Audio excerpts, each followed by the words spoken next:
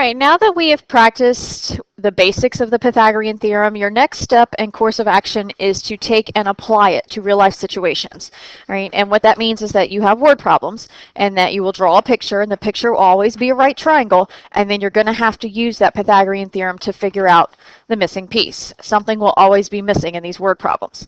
All right, so each one of these do not have a picture. We're going to draw a picture first, and then we're going to use the Pythagorean theorem to help us figure out what's missing and what our answer should be. All right, so the first one, a pool table is 8 feet long and 4 feet wide. How far is it from one corner pocket to the diagonally opposite corner pocket? And then we're always going to round our answer to the nearest tenth, unless it tells us otherwise. All right, so a pool table is a rectangle.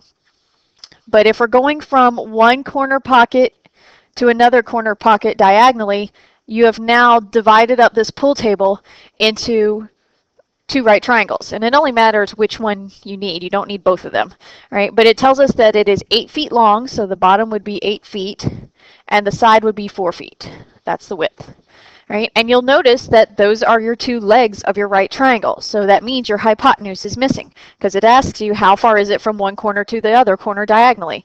That means this piece, your hypotenuse, the C value, is what's missing.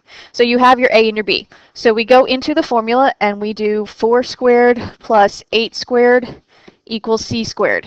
If you switch the 8 and the 4 around, it's no big deal. It'll still come out the same way. All right, so 4 squared is 16. 8 squared is 64. Remember, if the two numbers are on the same side together, that you add them together. Right? So 64 plus 16 is going to give you 80. And remember that the very last step you always have to do in these problems is to hit that square root button so that it takes off that little 2. Right? And then because this is not a perfect square, we are going to have to round it. So your final answer comes out being 8.9, and we are measured in feet. And because it's the hypotenuse, it should be the longer side. So if the numbers are 4, 8, and 8.9, 8.9 is the bigger number. So you know you've at least got it in the right category of making sense. Right? So now we want to go to the next one. Okay, and I do need to get rid of this part right here. All right, the course for a local triathlon has the shape of a right triangle. So you just go ahead and draw any right triangle you want. The legs of the triangle consist of a 4-mile swim and a 10-mile run. Well, you know where your legs are, so you put 4 miles and 10 miles on the leg part. Okay. The hypotenuse of the triangle is the biking portion of the event. How far is the biking part of the triathlon? So if you look at your triangle, you can tell you've got your legs, but you don't have the hypotenuse. So once again, we are finding C. Okay, so we plug our numbers in. We have 4 squared plus 10 squared equals C squared. 4 squared is 16, 10 squared is 100. Because the numbers are on the same side together, you add them, so 100 plus 16 is 116. Right? And the very last button we will always hit is the square root button. When you go to do the square root of 116, it is going to give you a decimal. Okay, so we're rounding it to the tenths place, and it rounds off to 10.8, and this is measured in miles. Right? And again, it's the hypotenuse. It has to be bigger than 4 or 10. 10.8 is bigger, so we know we're at least in the right category. Right, number 3 is probably the most famous Pythagorean theorem word problem ever. You will always see one of these problems happening. A ladder against a building or a house or a wall. Right? It just is one of those things that you'll always see. Right? So here's the ground, here's the wall, here's the ladder. Now you can see where the right triangle is going to come in. Right, now the ladder is 17 feet long. That means the 17 feet is the hypotenuse. It's the length of the ladder. The bottom of the ladder is 8 feet from the base of the wall. Anytime it says the base of the wall or the base of the building, it's the bottom, it's the ground. So that would be where your 8 feet is right here. The question asks you how far up the wall is the top of the ladder. So what we're missing is this side piece over here. We're missing a leg, right? So we have our C and we have one of the other legs. So I'm going to make 8 be my A, so A squared is 8 squared, plus B squared is what we don't know, equals C squared, which is 17 squared. And now we're going to continue with the formula.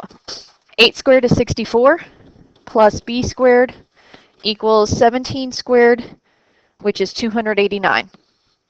Now you'll notice that the two numbers aren't on the same side together, so you can't add them. When they're on different sides, this is where you have to subtract them. So you subtract the 64 from the other side, and now you're left with B squared equals 225.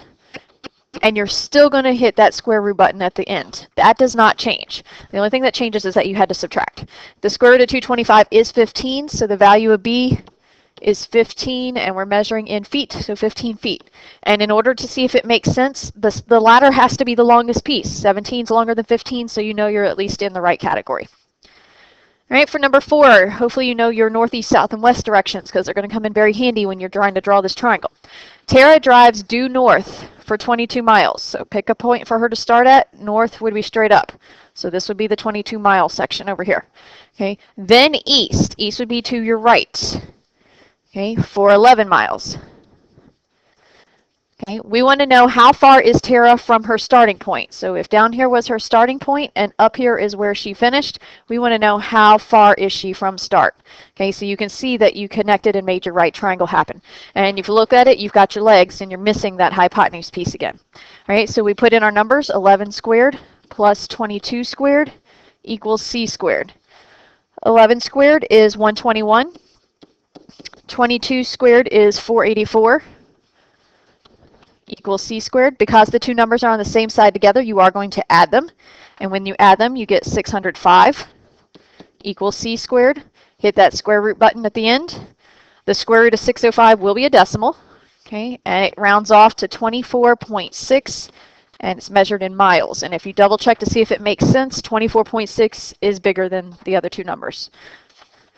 All right, number 5, you have a wire that is 30 feet long, stretched from the top of a flagpole to the ground that is 15 feet from the base of the pole. So slow down and take this piece by piece so you can actually draw what's going to happen. Okay, you have your flagpole with the flag on it. Okay, you have the ground. Okay, and then you have a wire. The wire is stretched from the top of the flagpole to the ground, and then it's staked into the ground down here. Okay, so the wire itself is 30 feet long. That's your hypotenuse. That's the length of the wire.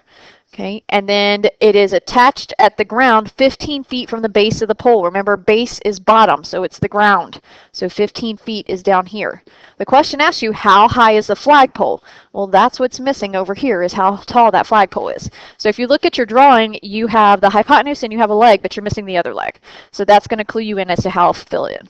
So your formula is going to say 15 squared plus b squared equals 30 squared. 15 squared is 225 plus b squared. 30 squared is 900. Now if you notice, you have your numbers on different sides of the equal sign. They're not on the same side, so you have to subtract. So we subtract 225 from both sides. Okay, and after subtracting, we have b squared equals 675 left. You're going to hit your square root button at the end. The square root of 675 right, is going to round off or perfectly come out to be 26 feet. And if you look at your hypotenuse, the hypotenuse is 30, so this number's got to be smaller than 30, and it is. Right, so at least you're in the right ballpark. All right, now number 6, those of you who've never heard of this before, didn't realize this, every time you watch TV, you're actually looking at the Pythagorean theorem in action. When you go to a store and buy a television, and you buy that 60-inch television, it's not 60-inch on the left and 60-inch across the bottom. The 60-inch represents the diagonal, which is made from the Pythagorean theorem. Right? So Isaac's television is 25 inches wide and 18 inches high. So when you draw his television, it's 25 inches wide,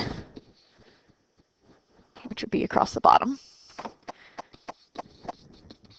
and 18 inches high. Okay, what is the diagonal size of Isaac's television? So we're trying to figure out what size TV does he really have, and it's based on that diagonal measurement.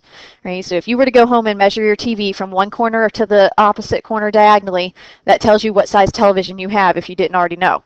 Or you can measure the length and the width and do the Pythagorean theorem, and that's going to tell you what size television you have. That's how these TV companies make their measurements happen. Okay.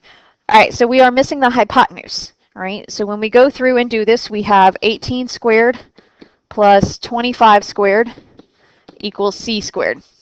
Okay. 18 squared comes out being 324. 25 squared comes out being 625. Equals c squared. Because the two numbers are on the same side together, you are going to add them. So when you add them, you get 949 equals c squared. Remember to use your square root button at the end, and it is going to come out being a decimal, so we're going to round it off, right? And it rounds off to being a 30.8-inch television. Now, when you go to the store, you don't buy a television that's 30.8 inches. They give you whole numbers. So this would round off to being a 31-inch television.